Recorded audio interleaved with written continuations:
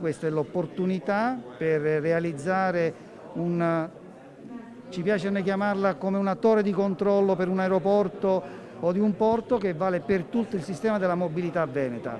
Se il format Cortina con i mondiali di sci ha dimostrato di funzionare, eccolo replicato anche per le 4 tappe del Giro d'Italia atteso in Veneto, con la prima fissata al 21 maggio.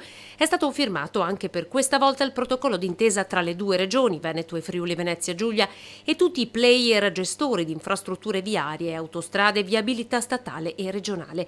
Di fatto, l'accordo istituisce una Situation Room, la nuova frontiera tecnologica per il controllo del traffico, garantendo ai cittadini un servizio informativo in tempo reale.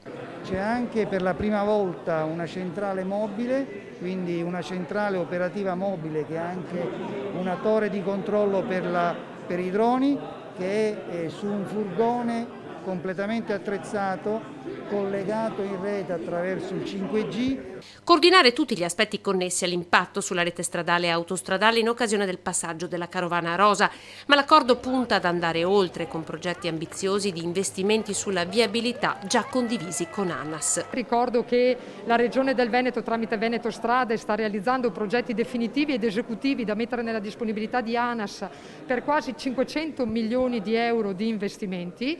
Ho mandato proprio stamattina una lettera al Ministero dove chiedo la costituzione di un tavolo formalmente per la discussione del nuovo contratto di programma di ANAS e anche di RFI.